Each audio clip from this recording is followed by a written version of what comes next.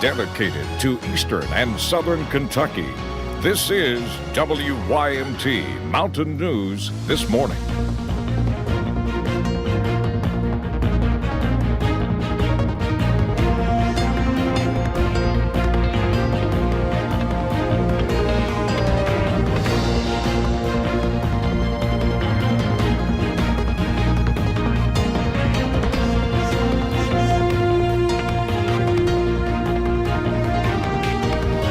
Good morning. The time is 5:32 on January 15th. I'm Madison Pergram, and thank you for joining us on Mountain News This Morning on this Wednesday morning, as we call it Hump Day. We're halfway through the work and school week, but let's go to Brandon Robinson. Brandon, there is a lot of fog out there, and maybe a possibility for rain later on. Possibility for some scattered showers and storms later on today. We are getting, you see the black monitor behind me, our weather computer restarted, so I'll give you a brief synopsis of what's going on until we get it restarted this morning. But basically, we have a dense fog advisory until 8 this morning, and we're going to continue to see that be a possibility in all counties. The dense fog advisory is only for some, and then those scattered chances for showers and storms are around today. Not a great chance. That's the word, or the reason we're using the word scattered. We'll talk more about all that coming up here in just a little bit. Madison. Thank you, Brandon. Well, in Pike County, tensions are running high in the Kemper community. That's where more than 50 miners who work for Quest Energy are waiting to see if they receive the money they are owed. Yesterday, some of the miners started to see some of the money in their bank accounts, but not all of it. WYMT's Emily Bennett spoke to those miners who are adamant that they need all the money they worked for before they leave the tracks. Exhaustion is sweeping over these Quest Energy miners, but their message stands strong. Pay us our other week and we'll leave. Until you pay us, we ain't going nowhere. Tuesday, they were told that their money was in their accounts, but all they saw was a pay stub promising money. I make $18.50.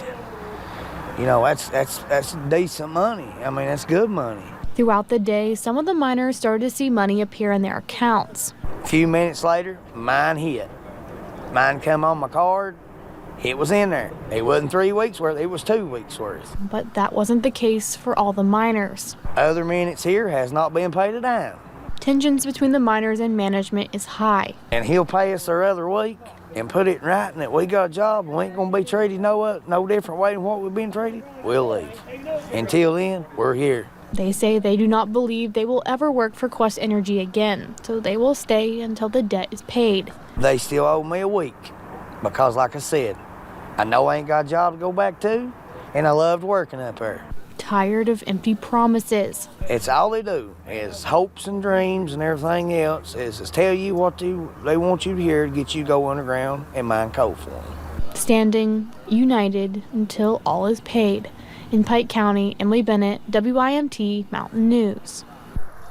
Now, Pike County Judge Executive Ray Jones did say the county is working with the Labor Cabinet. They hope to hold a meeting on Friday for miners to be able to file claims for wage and hour violations. And officials at Pikeville Medical Center are helping patients get back on their feet through robotic technology. The Usinglokomat is a system which holds a patient up while using repetitive movements to retain the brain for walking. This complex machine can help people who have experienced any neurological injuries. Physical therapist Tracy Tipton says the Usinglokomat can be used in both inpatient and outpatient. Once we get them in there, we make sure that everything is aligned properly, that the knee and the hip and the ankle are in the right position. If you would like to possibly receive treatment from the Usinglokomat, you will need a referral from your physician and a physical therapy evaluation. And meanwhile, officials with the Kentucky Department for Public Health and the Centers for Disease Control and Prevention are investigating a possible infectious disease at ARH in Barberville. We have learned from the president of Union College that it is a student, but there is no risk to the public. We do not know who the student is, but officials say rumors circulating social media are false. However, the public is still concerned about the potential issue. It's awful. We have kinfolk that work over there. I hope to God that none of us or none of our family catches it while it's there, or anybody in our community. ARH officials tell us they do expect to release more on this later today. And currently the hospital is open for all business. And with the peak of flu season upon us, doctors want you to be aware of what is going on around you. Your illness can spread by simply coughing or sneezing. And now schools across eastern Kentucky are beginning to ramp up on hygiene. WYMT's Lacey Roberts spoke with staff at Stinnett Elementary to see how they are helping keep students healthy. With more than 300 kids from preschool to 8th grade here at Stinnett Elementary, sickness is sure to be lurking around the corner. When we came back from Christmas break this year, it's been terrible. While some believe you are contagious only after getting symptoms, Open up wide. Say, oh. you are actually contagious 48 hours before those symptoms begin. But a child that maybe already has health problems, when they end up getting the flu, it's a lot harder on them. Keeping up with hygiene is just one way to help stop the spread of germs. One of the most touched things in the building is your door handles, and you got to keep them sanitized. Since the peak in flu season, teachers take every opportunity to disinfect their classrooms, as well as a janitor, John Rainey. It wraps around and goes around it like it's like you're actually wiping the table down. Within 10 minutes, it is dry and everything is sanitized. It keeps us from having to use towels, sponges, any kind of rags that will hold germs that you have to continuously clean out. And while cleaning supplies do help, remember to wash your hands thoroughly. So you get all the germs off. And if you are sick, to stay home under doctor's orders.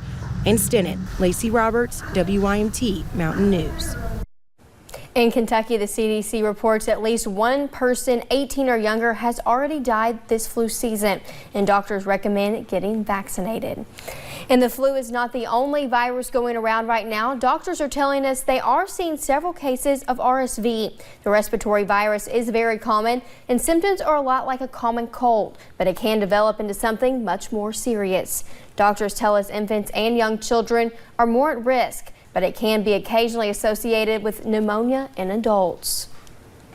And this flu season is already a tough one, but apparently the main strain of this season's flu does not exactly match what is in this year's flu shot. What does this mean? Well, health experts say children are particularly susceptible to influenza B Victoria, and that's this year's flu vaccine is not a good match for it. Despite this, health experts urge children to get the flu shot. The CDC reports if a child is exposed to flu B, there is a 58% chance the flu shot is enough to match to protect against it. At least 32 children have died from the flu this season. And Kentucky lawmakers, teenagers, and health officials are taking a stand to put a stop to the state's vaping epidemic. All three groups met at the Capitol yesterday to discuss ways to keep teenagers from vaping. The Foundation for a Healthy Kentucky says they have three legislative priorities: funding smoking prevention, raising the age to buy e-cigarettes to 21, and taxing e-cigarettes. During a rally yesterday, one student shared the health issues she dealt with from vaping. She says she was able to quit this past summer.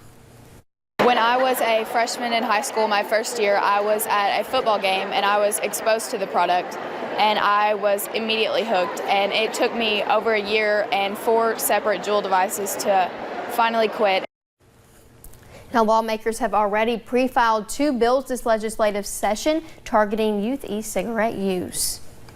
And a Kentucky lawmaker introduced a bill that would forgive student loans for some STEM teachers in Kentucky. WYMT's Katie Cook talked with a local principal about how this would benefit teachers and their students. House Bill 20 is centered around STEM teachers, STEM standing for science, technology, engineering, and math.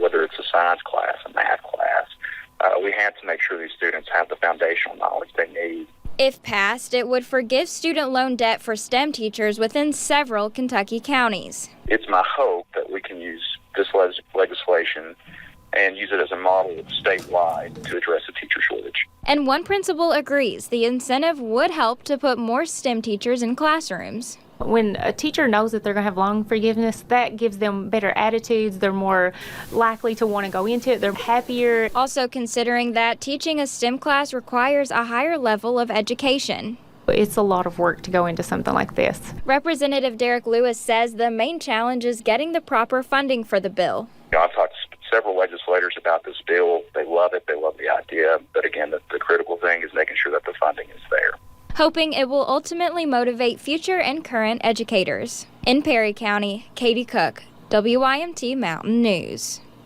Now, State Representative Derek Lewis will present the bill to the House Education Committee, and if passed there, it will go on to a vote on the House floor.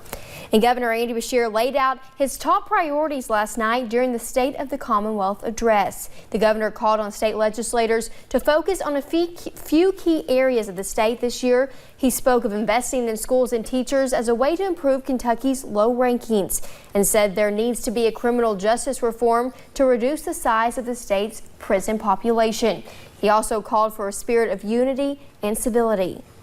It means that we must turn the lost and the lonely and the left behind into the found, the friended, and a meaningful part of Team Kentucky. Congressional leaders say Beshear's speech was high on pleasantries but low on solutions for how the government planned to pay for everything. Beshear has mentioned legalizing sports betting as a way to get additional revenue. And it's a picture that looks photoshopped, but this was what the sky actually looks like over one Arizona town last week. We'll tell you why just ahead. You'll have to dodge the raindrops and the rumbles of thunder at times today, but if you enjoy the temperatures we've been having the last little bit, today is the last day to get outside and experience them. I'll have more on the coming changes in about 3 minutes.